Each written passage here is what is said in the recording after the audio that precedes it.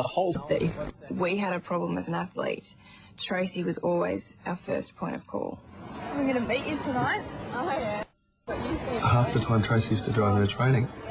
So I used to get a lift to and from the pool, which was, you know, a godsend for my parents. No, I'll be the one beating you. Now that's how our relationship developed.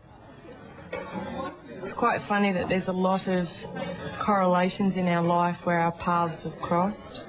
He attended the same school that I taught at, and to his credit, never referred to me as Tracey, always referred to me as Miss Menzies at that stage. When Doug used to go away with Ian on trips, and we used to think, oh, you know, Doug's away, we can muck up, we can, you know, cut the session down. And Tracey would be taking us, oh, you know, we're going to go easy tonight, and we got halfway through it, and the school teacher came out and didn't we cop it. Could be worse things in life. Leading up to the 2000 Olympics, it was Tracey who was doing a lot of the coaching. So I feel that while I owe a lot to Doug, I also feel that without Tracey's input, I may still have been an age group swimmer before the Olympics and may never have made an Olympic team. Weston Thompson in the water with the lead. Australia will get the silver.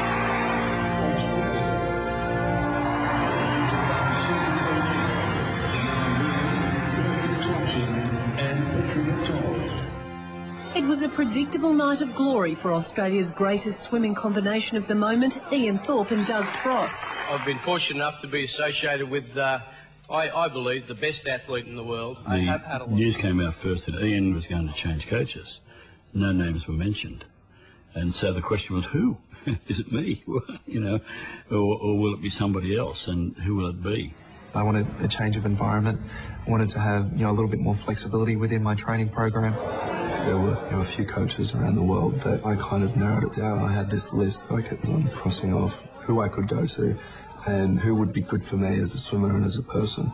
I had a meeting with Tracey and put it to her, and you know, she was very shocked and I think flattered at the same time and a little bit uncertain. I thought I only possessed the qualities of an assistant coach, that I wasn't tough enough. As I was told, I wasn't tough enough to take on an elite program by myself. It was, you know, her being my assistant coach for 6 years.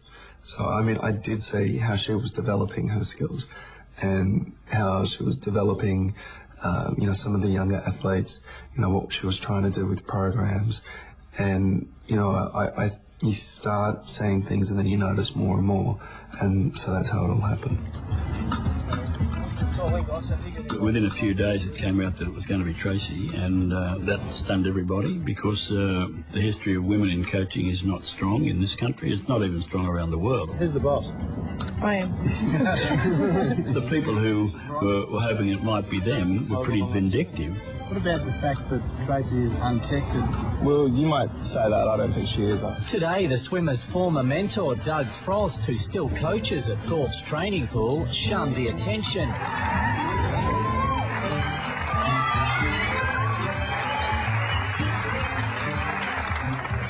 I forget that I'm famous when I wake up in the morning, and then I'm reminded, you know, once someone sees me, that's when I remember. Ryan's going to support the Australian Commonwealth Games.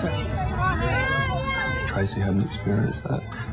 She hadn't kind of been exposed in the public eye or to the media, so it was a difficult time for her. Okay, everyone's happy? Thank you. She had to face a barrage of criticism of who is this person, how is she going to handle the job. The success of the new coach-swimmer relationship will be measured by its results.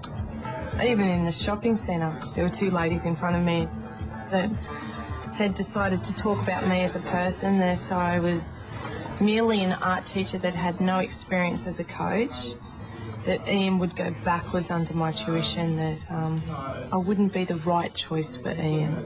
And I'm standing in the checkout behind these ladies and I thought, you don't even know me, like, I am that person you're talking about. Will you just make sure that you concentrate to see how he's coming into the wall, like if his head's speed, if he's driving with his head, then his legs turn. And the coach, I think, has probably changed from being the person that holds a stopwatch, to someone who has to be a psychologist, has to be a relationship consultant, has to be a friend, has to be a scientist, has to know how to do biomechanics.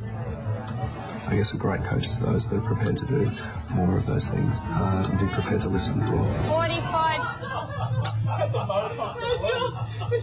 In our squad, we're made to feel that swimming isn't everything.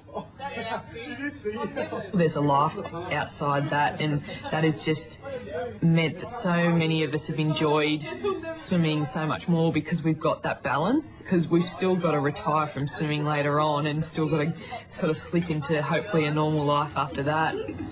Thanks, Tomo. And that's her different attitude. You would not get that with many other coaches. You're meant to devote 100% of your life to swimming or to any sport that you're doing, and I don't think that's always in the best interest of the athlete.